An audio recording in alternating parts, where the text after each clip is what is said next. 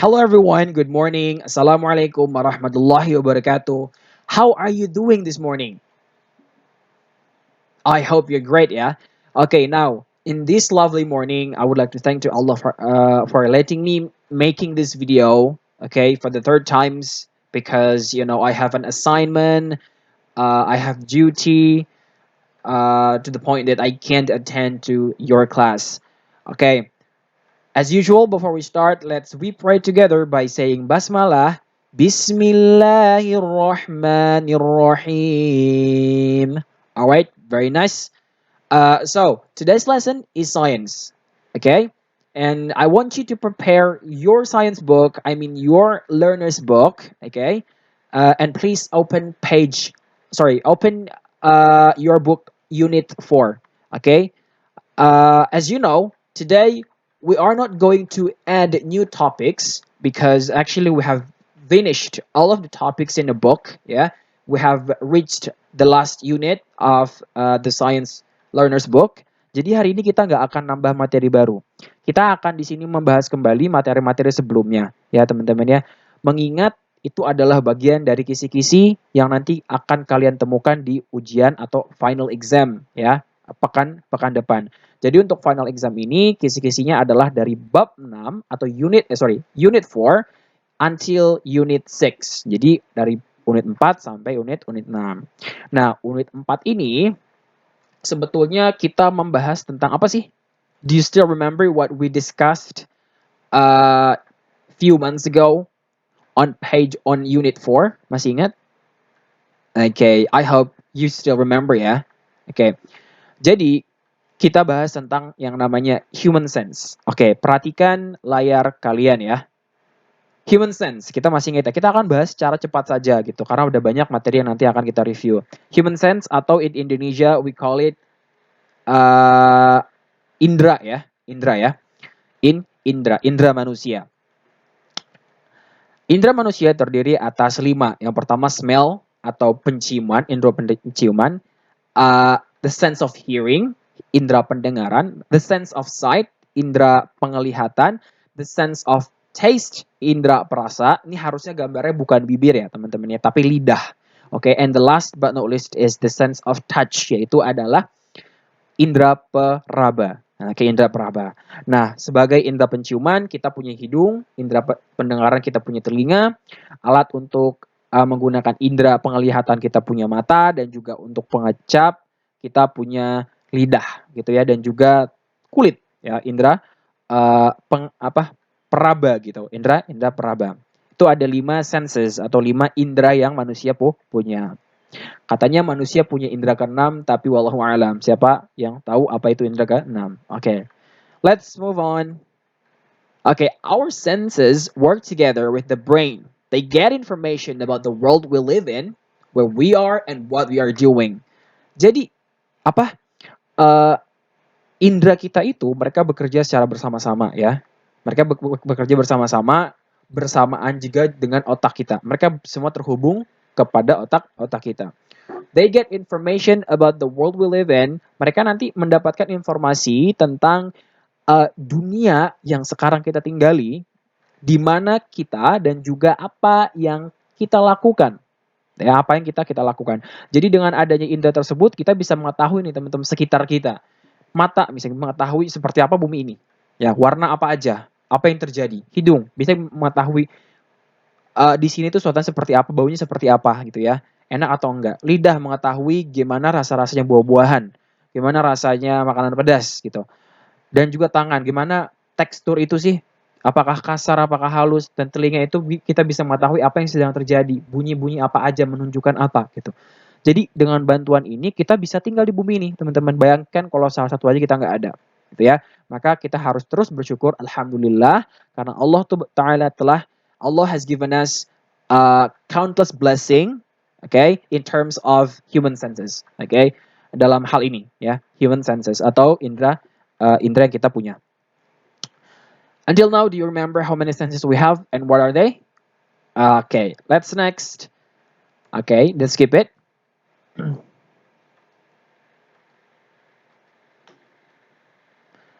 Okay, that's too short, yeah. Let's we Okay, let's we start by uh, discussing about sense of sight. Okay, sense of sight. Sense of sight, the eyes give you sense of sight. When your eyes are open, light from the room bounces off object and enters your eyes. Jadi uh, indera penglihatan kita punya. Prosesnya bagaimana seseorang bisa melihat adalah pertama mata kita itu kita gunakan untuk yang namanya mengaktifkan indera penglihatan. Ya. Jadi ketika mata kita terbuka, cahaya dari ruangan ya dia memantul ke objek yang ada di depan kita, apapun objek yang ada di depan kita, yang ada di seluruh cakupan pandangan kita. Nah, cahaya tersebut setelah memantul dia masuk ke mata kita, seperti yang kita bisa lihat di gambar sini teman-teman ya. Di sini ada matahari. Matahari ini menunjukkan atau menggambarkan cahaya ya, sumber cahaya. Yang mana cahaya ini dia menerangi buku, lalu dia ke mata, maka kita bisa melihat buku itu. Ya, coba kalau misalkan buku ini kita tutup, maka bisa nggak kita melihat bukunya? Nggak bisa. Kita tutup dengan kain, maka yang terlihat apanya? Kainnya. Bukunya bisa terlihat? Tidak, karena tidak ada cahaya yang masuk, gitu ya. Tidak ada cahaya yang masuk. Ditambah juga bukunya memang tertutup. Atau kalau misalkan kita masuk ke dalam ruangan yang super gelap ya, in a very dark room, and we bring anything we have in our pocket or in our bag, like pencil, books, cameras, I don't know, your phones or etc. If there's no light inside, if there's no presence of light, you can't never see what it is gitu ya. Kita nggak pernah tahu apa itu. Lanjut, oke, bagian-bagian mata, parts of eye. Sebelumnya kita akan bahas dulu tentang gimana proses hingga sampai ke mata kita, gitu ya. Light enters through the pupil and then hits light sensors at the back of the eye. The light sensors send messages to the brain so that you can see. Jadi cahaya masuk melalui ke dalam mata pupil kita, ya pupil, dan juga dia mengenai light sensors atau sensor cahaya di belakang mata kita, di sini, di dalam kepala kita nggak pernah bisa melihat. The light sensors send messages to the brain so that you can see. Nah, jadi dia mengirimkan pesan kepada otak sehingga kita pada akhirnya bisa melihat. Nah, di sini coba misalnya tunjukin. Oke. Nah, teman-teman, di sini adalah pupil ya. Di sini adalah pupil. Pupil adalah bagian hitam yang tengah di mata, gitu ya, bagian tengah. Oke, selanjutnya ada iris, yaitu yang mengelilingi pupil. Iris ini unik ya, atau misalnya lucu, atau kadang bagus gitu bentuknya. Setiap orang memiliki iris yang berbeda-beda. Apalagi ada orang yang irisnya bagus gitu ya, ada yang irisnya hanya hitam saja, ada biasa saja, ada yang memang indah pokoknya gitu ya, indah gitu. Dan itu memang jarang orang yang memiliki iris yang bagus seperti itu. Nah, yang bagian putihnya ini we call it sclera ya. Bagian putih mata we call it sclera. Nah, kita masuk lebih dalam, maka di sini ada light sensors di sini adalah light sensors atau sensor cahaya berada di dalam mata kita. Kita nggak bisa melihat. Lalu ada optic nerve, lalu juga di sini ada syaraf-syaraf yang nanti dia akan jalan terus ke dalam otak. Nah, ini adalah bagian dari sense of mata kita. Nah, kalian misalnya berdiri ya, take your mirror and look at your own eyes. Can you see parts of your eyes? Kalian bisa coba sendiri berdiri di depan mirror atau cermin, melihat bagian apa saja dari mata kalian. Itu yang kalian bisa sebutkan. Oke, sekarang kita masuk ke sense of smell, atau indera penciuman. We have nose, as a tool to smell ya. Kita punya hidung sebagai alat untuk mencium. Bukan mencium pakai mulut, tapi adalah mencium atau hidung. Bagian-bagiannya di sini kita punya nostril ya. Nostril yaitu adalah lubang hidung tuh nostril namanya. And then hairs atau bulu-bulu hidung. The nose gives you your sense of smell. Hidung memberi kalian indera penciuman. The nose does many jobs. Hidung kita itu punya beberapa pekerjaan teman-teman ya. Ada dia itu pertama fungsinya adalah air moves in through your nose to your lungs to help you breathe. Jadi air udara nanti masuk ke dalam melalui hidung ke dalam tubuh kita melalui hidung gitu ya ke paru-paru sehingga memungkinkan kita untuk bernafas. The hairs called nose hairs are in your nostrils to trap the dust, so it doesn't go into your lungs. Jadi bulu-bulu hidung ini teman-teman ya yang mungkin kalian merasa jorok gitu kalau misalnya ada bulu hidung yang jatuh, sebenarnya sangat bermanfaat karena bulu hidung tersebut fungsinya adalah to trap the dust untuk menjebak si debu-debu ya yang masuk ke dalam hidung kita melalui saat kita bernafas.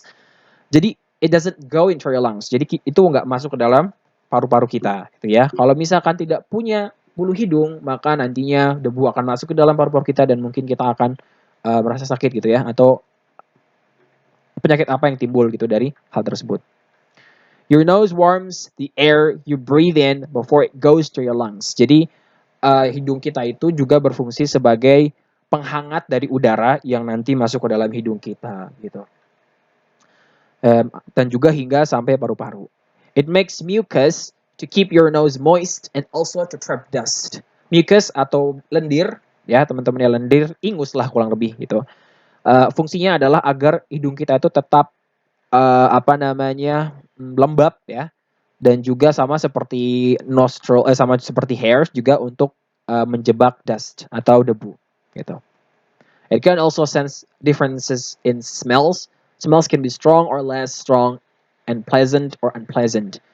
Jadi juga bisa membedakan antara bau yang enak, bau yang nggak enak gitu ya, bau yang wangi, bau yang busuk dan seterusnya. How does sense of smell work? Tapi gimana sih prosesnya hingga kita bisa mencium wangian gitu atau bau-bau yang berbeda?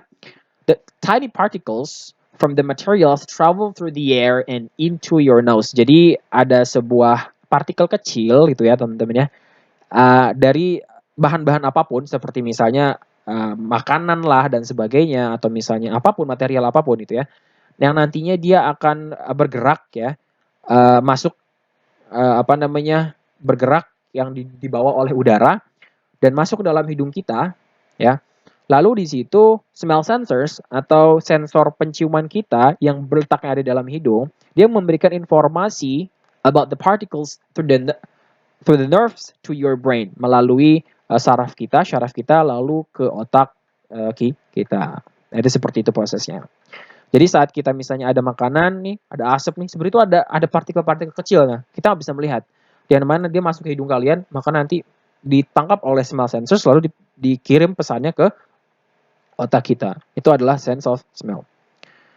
Oke, kita skip aja. Ini ada bounce artinya memantul, enter artinya masuk, through artinya melalui, mucus artinya lendir, materials bahan-bahan, particles partikel, receive menerima, breathe bernapas, air udara, nose hairs bulu hidung.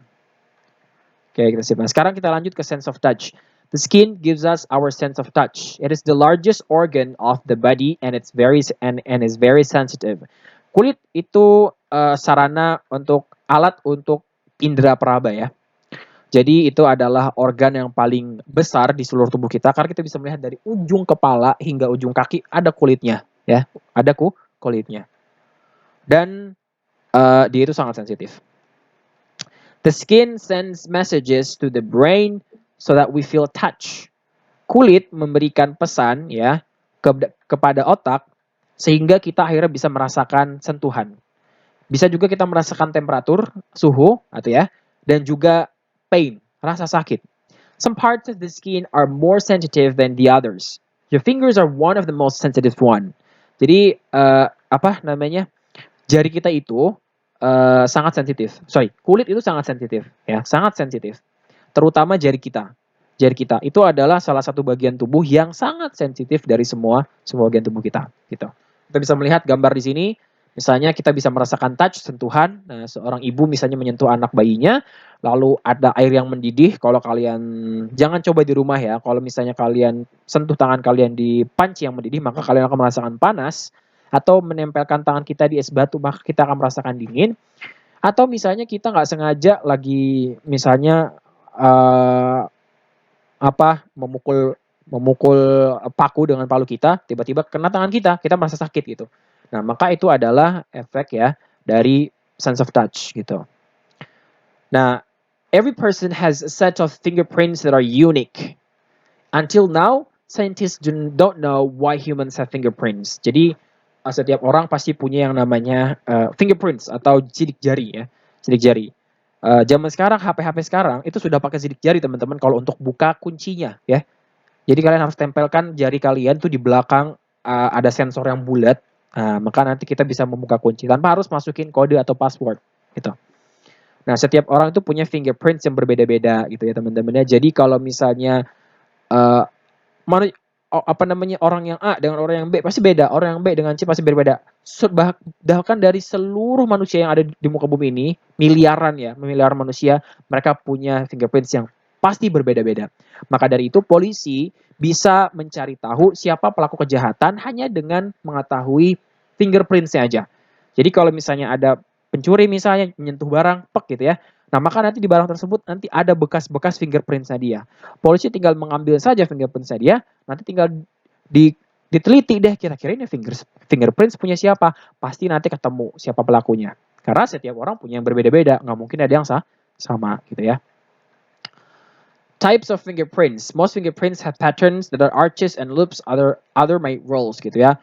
Nah ini adalah bentuk-bentuk atau pola-pola dari fingerprints gitu ya. Ada loop, ada whirl, ada arch.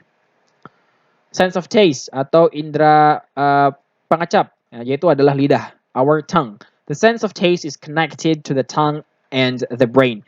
Your tongue is covered with taste buds. Jadi sebenarnya di lidah kita itu ada taste buds ya, ada taste buds gitu.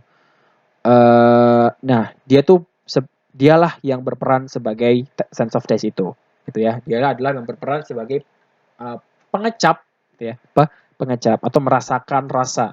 Gitu.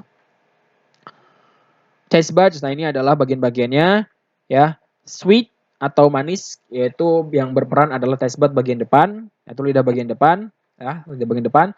Lalu ada sour yang berperan untuk merasakan asam, itu adalah yang paling yang sebelah sisi dari lidah. Asin itu adalah yang paling depan, gitu ya, paling depan. Bitter itu pahit ya, yang bisa merasakan pahit itu bagian belakang lidah, pangkal lidah, dan juga umami atau savory atau kalau di Indonesianya itu gurih ya, gurih yaitu ada di hampir seluruh lidah bagian depan, gitu ya. Sekarang kita masuk sense of hearing atau indera pendengaran. Ear gives us our sense of hearing. We use ear to transport sound waves into our inner ears. The sound waves are the way sound travels. Jadi indera pendengaran kita yaitu adalah telinga, gitu ya. Dimana di sini kita pakai telinga kita gunakan telinga kita untuk mentransport atau memindahkan ya, mengirimkan sound waves, gelombang suara ke dalam bagian telinga bagian dalam. Nah, the sound waves are the way sound travels. Maksudnya gelombang suara adalah bagaimana caranya suara tersebut bergerak. Nah, gitu ya, bergerak. Nah, di sini bagian-bagian telinga ya. Sound waves ini digambarkan dengan berwarna biru, gitu ya. Lalu ada outer ear, telinga bagian luar, and then we have inner ear bagian dalam, and then sound sensors atau sensor suara. We have sound sensors, small hairs in our inner ears. Sound sensors help to send information about the sound waves to your brain. Jadi kita punya sensor suara, yaitu berupa bulu-bulu kecil di dalam telinga kita, ya. Dan juga sound sensors ini membantu kita untuk mengirimkan informasi, ya, ke otak kita. Nah, teman-teman, jadi itu adalah materi tentang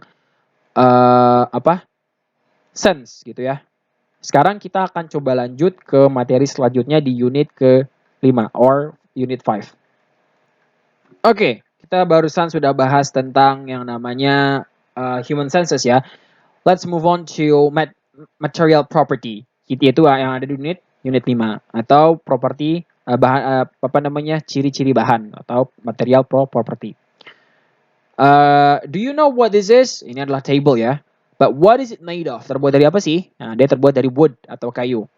Window, okay, but what is it made of? Kayu, wood plus glass, yeah. And then we have kettle. Kettle. Uh, what is it made of? It's made of metal, gitu ya, metal.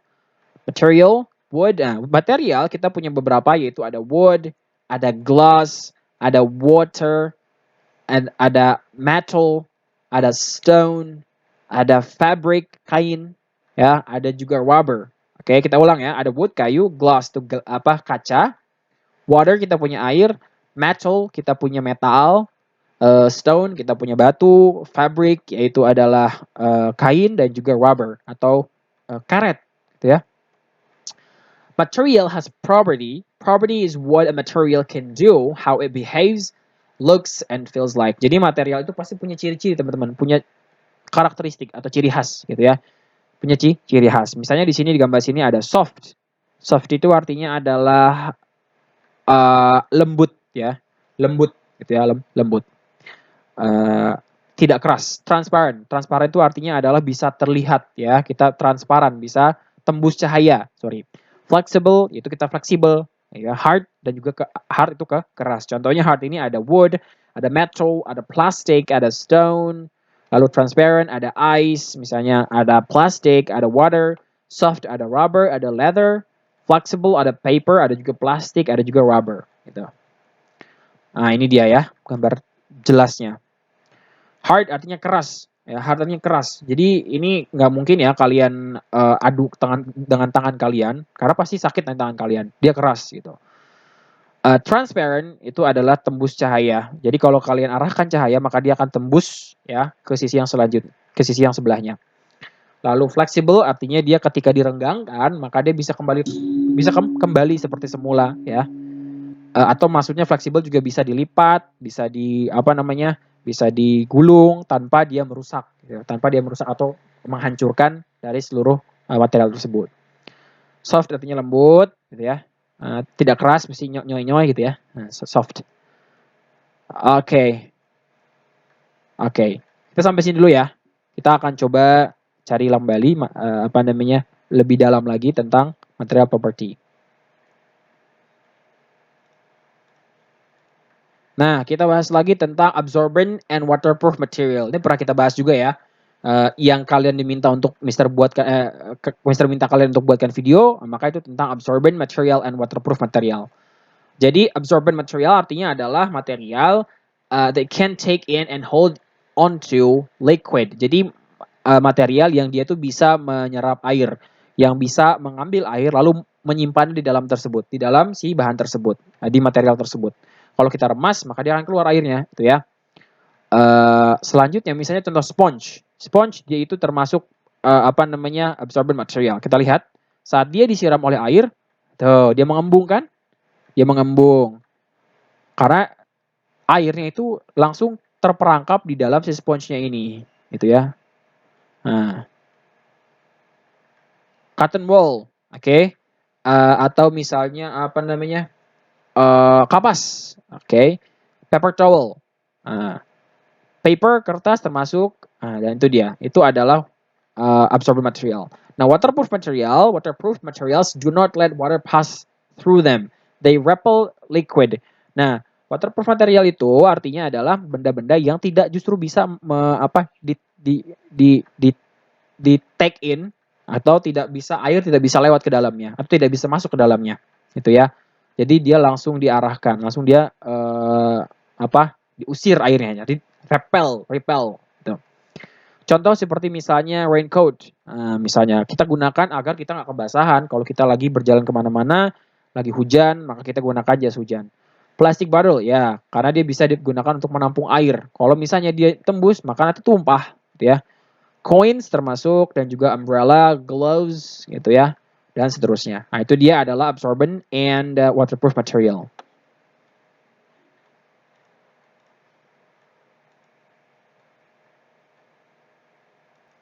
Oke, selanjutnya ada hard and strong material.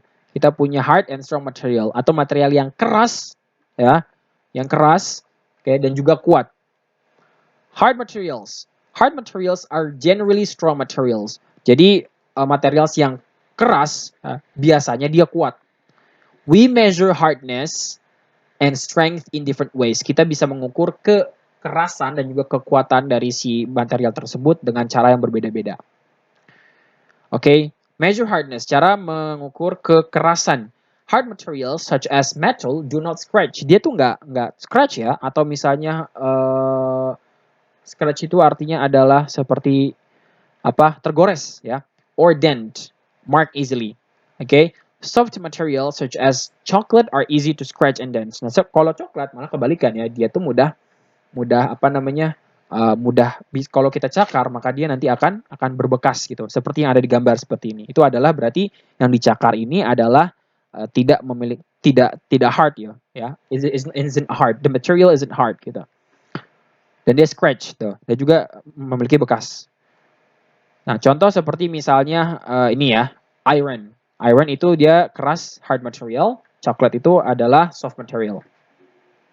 Strong materials do not break easily. Strong material itu tidak mudah hancur. Lihat, si berlian ini dia harus ditekan oleh hidrolik ya, yang sangat kuat, baru dia bisa hancur. Sedangkan kalau misalkan kertas ini, a weak material is one that breaks easily. Mudah, dengan tangan kita saja langsung hancur gitu ya.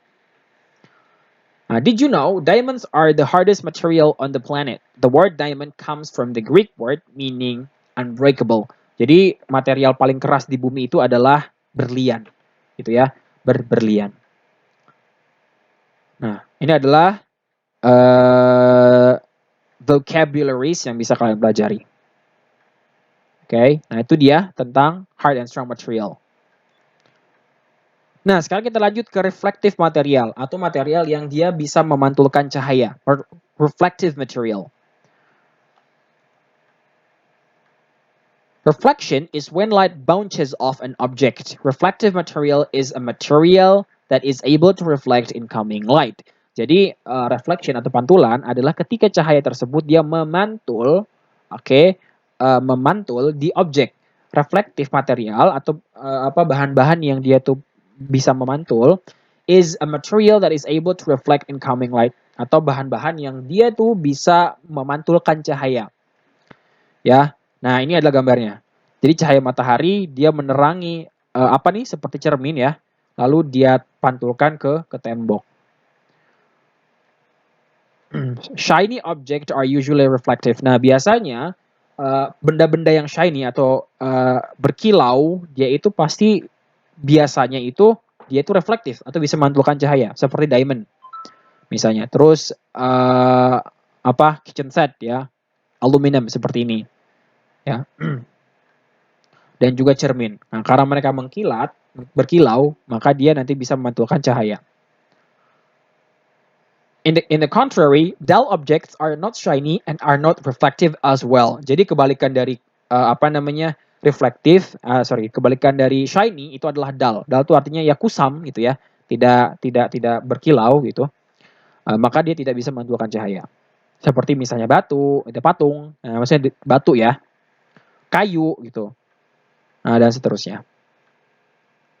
Nah, ini adalah reflective material. Selanjutnya, magnetic material atau material magnetis yang bisa menarik magnet ya, yang bisa menarik magnet. Materials which are magnetic can attract, pull toward each other. Material atau bahan yang dia itu sifatnya adalah magnetis bisa menarik satu sama lain. Magnetic material are usually made from metal. Magnetic material itu biasanya terbuat dari apa? Dari metal ya, teman-teman. But not all metals are magnetic. Tapi nggak semua bahan-bahan yang terbuat dari metal itu adalah magnetic. Nah, ini adalah contohnya misalnya yang dia itu sifatnya adalah magnetic. Kita tahu ada iron, ada cobalt, ada nickel. Nickel. Non-magnetic material. Most other metals such as gold, aluminum, copper are non-magnetic. It means they cannot attract to magnet. Jadi banyak juga metal-metal yang dia itu tidak magnetik gitu, tidak bisa menempel ke magnet. Contoh misalnya seperti emas, aluminium, dan juga copper atau misalnya perunggu ya. Maka dia tidak magnetik. Dia tidak bisa menarik magnet atau dia tertarik oleh magnet. Nah, ini adalah gold, emas, aluminium dan copper, tembaga. Non-magnetic metal. If non-magnetic metals are mixed with magnetic metal, they can become magnetic. Nah, kalau misalkan ada dua metal, satunya adalah magnetik, satunya nggak magnetik, maka dia bisa menjadi magnetik. Kita lihat dulu yang mana yang paling banyak. Kalau misalkan if magnetic, is more dominant than non-magnetic, so it can be magnetic. Dia kuat ya, daya tempelnya, daya magnetisnya. Tapi kalau sebaliknya, kebanyakan non-magnetic ketimbang magnetik, maka dia lemah gitu ya, daya magnetiknya, daya magnetisnya. Selanjutnya, other non-magnetic material. Nah, ini adalah benda-benda lain yang selain metal yang dia itu tidak magnetik. Seperti misalnya wood, kayu, stone, batu, rubber, karet ya, diamond, berlian, glass, kaca dan juga fabric, kain. Coins are usually made of a mixture of metal. If they contain some magnetic material, they'll be attracted to magnet. Jadi koin itu biasanya terbuat dari campuran ya teman-teman, campuran antara yang material magnetik dan juga nggak magnetik gitu. Makanya itu dia bisa menempel, ya kan? Oke, nah kalian bisa juga melakukan tes di rumah sendiri untuk mencari benda-benda yang magnetis gitu. Nah, ini adalah kosakatanya. Sorting material atau mengelompokkan bahan-bahan, sorting ya. Mensortir material atau bahan-bahan. Nah, there are many ways to sort materials. You can use simple sorting circle to show materials that share properties. Kita juga bisa gunakan, kita punya beberapa cara untuk mengelompokkan bahan-bahan ya atau material. Oke. Misalnya seperti ini, ya. Ini kita kelompokkan menjadi shiny object. Artinya adalah koin, mirror, dan CD adalah shiny object. Nah, sorting material. Or you could use two sorting circles to demonstrate opposite properties such as shiny and dull. Nah, kita juga bisa membuat dua lingkaran. Kita pisahkan yang mana sih yang termasuk itu shiny dan yang juga dull gitu ya. Nah, di sini bracelet ternyata sama brass bell, cardboard dengan wall socks. Nah, bracelet adalah shiny dan juga brass bell, dan juga dull itu ada cardboard dan juga wall socks gitu ya, wall socks. Okay, kita bisa gunakan Venn diagram. Sometimes you can use a Venn diagram. Place object with both properties in the section where the two section overlaps. Jadi ada material yang dia itu punya dua sifatnya, bisa ada di antara keduanya gitu. Misalnya yang hanya rigid saja, yaitu ada cangkir, ya, ada juga shiny, misalnya aluminium foil. Tapi ada yang keduanya, ada yang rigid dan juga shiny, yaitu adalah metal plate. Maka kita gunakan diagram Venn atau diagram ini nih ya, yang bersinggungan gitu. Carroll diagram. Some objects are made from more than one material. Jadi beberapa objek terbuat dari lebih dari satu material. Some objects from only one material can also have more than one properties. Jadi beberapa objek yang berasal dari satu material juga bisa memiliki properti yang banyak gitu ya. Kita bisa gunakan Carroll diagram. Misalnya glass bubble, hard, round, reflective, blue, and shiny. Pumice stone, dia juga ada hard, rough, and light. Nah, seperti ini ya. Ini adalah Carroll diagram.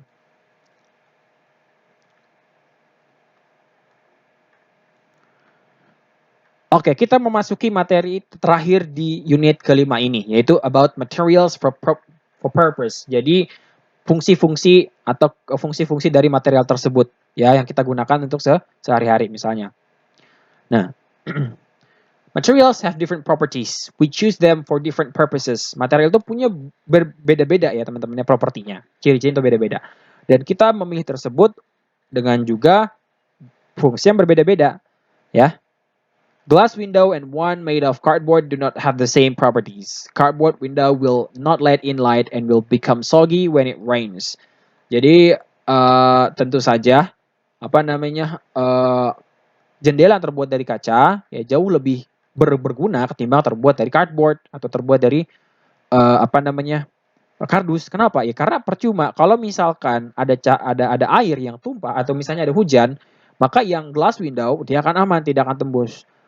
What about cardboard window? Ya dia akan absorb water ya, dia akan malah nembus air gitu. Malah nanti becek rumah kita ya. Record all different materials we can hear from you. Kita lengkap aja. Nah, ini udah lengkap. Nah, materials are usually chosen because of their properties. Jadi material itu atau bahan biasanya dipilih ya karena apa ciri khas mereka atau properti mereka. For example, glass is usually chosen for making windows panes. It is suitable because it lets light through. It is strong and doesn't let the wind or rain in. Jadi kenapa kita jendela tersebut ada kacanya ya karena pertama cahaya bisa masuk. Kalau misalnya pagi hari kita bisa buka tanpa perlu pakai lampu. Lalu juga dia kuat ya, tidak mudah hancur, pecah, dan juga angin, yang terutama angin dan juga air tidak atau hujan, dia tidak bisa masuk ke dalamnya. Itu. Jadi aman, kita nggak akan kedinginan, kita juga nggak akan kebasahan. It would be very strange to make a window pane out of chocolate. Aneh ya kalau misalnya kita bikin jendela terbuat dari coklat gitu kan, karena coklat nanti akan meleleh. Kalau misalnya siang hari, wah nanti jendela kita malah rusak ya, malah meleleh gitu. Oke, selanjutnya kita masuk ke unit 6 about force. Nah, ini yang masih hangat ya, masih kita baru bahas kemarin-kemarin belum lama. Insya Allah kalian masih ingat. Force, kita lihat. Oke. What is force? Force, any interaction when unopposed between two objects resulting in the movement of that object. Interaksi apapun ya, ketika tidak ada yang menghalangi atau menentangnya antara dua objek tersebut, maka dia akan bergerak, gitu ya, akan bergerak. Oke, itu adalah gaya. What is force? We cannot see a force, but we can see the effect of a force of an object. Kita nggak bisa melihat gaya, ya, tetapi kita bisa melihat efeknya apa. Ya, efeknya apa? Yaitu adalah benda bergerak, gitu ya teman-teman ya. Kita dorong pensil, dia bergerak, maka kita tidak bisa melihat gayanya seperti apa, tapi kita bisa melihat akibatnya apa. Akibatnya apa? Pensil kalian bergerak.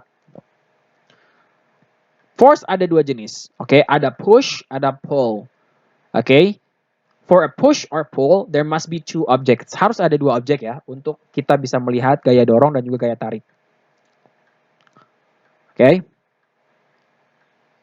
Kita lanjut. Oke, pull and push. Push, when you use a physical force to move something away. Ketika kita menggunakan gaya physical force atau gaya fisik kita untuk menggerakkan sesuatu benda jauh dari kita. On the contrary, pull artinya adalah menggerakkan benda yang untuk mendekat kepada kita atau move or bring something toward you. Oke, kita lanjut. Ini sebagai kita loncat. Selanjutnya, perbedaan apa itu weight, apa itu mass, apa itu force. Weight of an object is the force pulling down on it. Berat itu artinya adalah gaya yang menarik sesuatu benda itu ke bawah. Itu namanya weight atau berat, gitu ya. Itu adalah sebuah gaya yang menarik objek ke bawah. Massa adalah the amount of material in an object.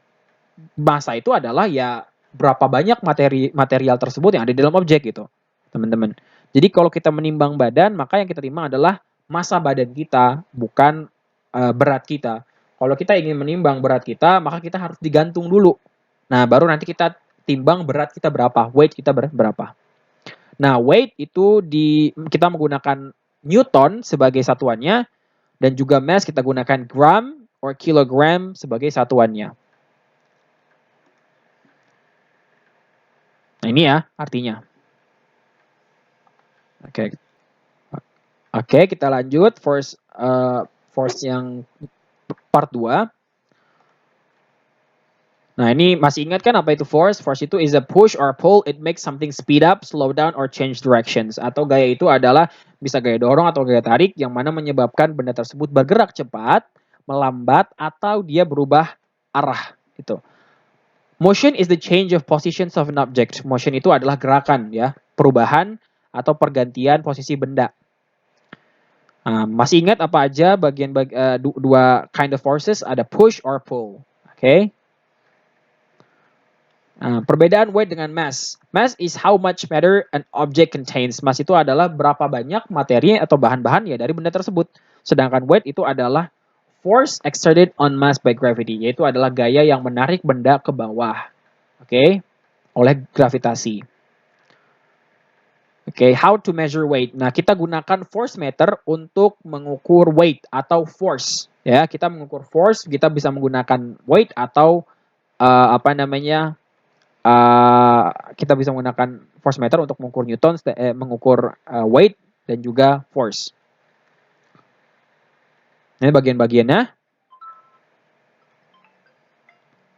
Types of force meter. Nah, ini jenis-jenisnya ya. Oke, nah ini adalah Sir Isaac Newton. Sir Isaac Newton is the founder of gravity. Dia adalah penemu dari gravitasi. Dan juga nama Newton sebagai alat pengukur gaya itu diambil dari namanya beliau. Gitu. Nah, selanjutnya yaitu yang terakhir adalah friction atau gaya gesek ya. Kita barusan ini belum lama kita bahas, yaitu beberapa pekan yang lalu. Friction atau gaya gesek.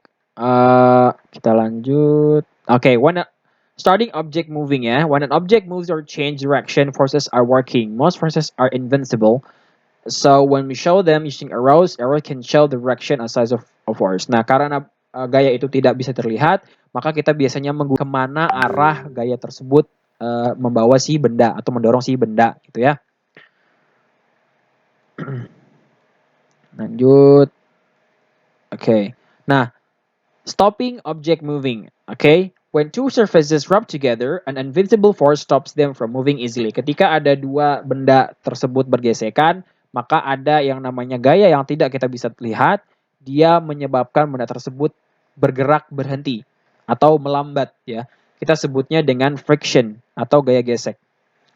Friction is a force that slows down movement when two surfaces are in contact. Kalau misal friction itu adalah sebuah gaya yang mana dia menyebabkan benda tersebut melambat ya gerakannya ketika dua permukaan benda tersebut dia bersentuhan satu sama lain. Nah, friction is caused by roughness of the surface. Jadi gaya gesek tersebut disebabkan karena permukaan yang kasar ya.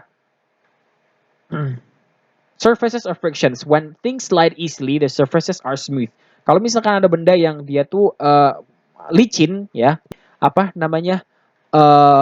permukaan yang smooth, yang mulus. So there is less friction. Tandanya ada less friction atau gaya gesek yang rendah. Oke, atau low friction. Sebaliknya, kalau misalnya permukaan tersebut kasar dan ketika kita menggerakkan benda di antara menggerakkan benda di atasnya lalu susah ya, maka tandanya ada more friction atau have a high friction gitu ya, seperti yang kita bisa lihat di gambar. Orang kepleset karena dia lantainya itu mulus, tapi benda tersebut sulit berjalan kalau bendanya dia adalah permukaannya adalah kasar. Oke. Nah, teman-teman, itu dia. That is what we have done. Yeah, we have reviewed all of the topics we've learned a few months ago. Kita sudah belajar, kita sudah mereview materi-materi yang lama-lama. Semoga kalian semua bisa paham ya dengan apa yang Mr. Al jelaskan. And I'm sorry once more for not being able to attend the class. Semoga ujian kalian bisa dilancarkan oleh Allah Subhanahu Wa Taala, dan juga kalian bisa mendapatkan nilai yang puas. Tapi dengan satu syarat, kalian harus banyak-banyak berdoa dan juga berikhtiar. Itu ikhtiar seperti belajar dan juga jangan terlalu banyak bermain. Apalagi ketika ujian mau mendekat, maka fokuskan kalian dengan belajar dan belajar. Oke, dan juga jangan lupa berdoa dan juga sholat meminta kepada Allah agar dipermudah ujian kalian. Baik, thank you very much for your attention. I'm sorry if I have mistakes. Sampai jumpa kembali di nanti final exam. Insya Allah Mr. Aldi mengawas. Assalamualaikum warahmatullahi wabarakatuh. Let's end the class by saying Alhamdulillah together. Alhamdulillahi Rabbil Alamin. Astaghfirullah, astaghfirullah, astaghfirullah. Subhanakallahumma wa bihamdik asyhadu an la ilaha illa ant astaghfiruka wa atubu ilaik. Assalamualaikum warahmatullahi wabarakatuh.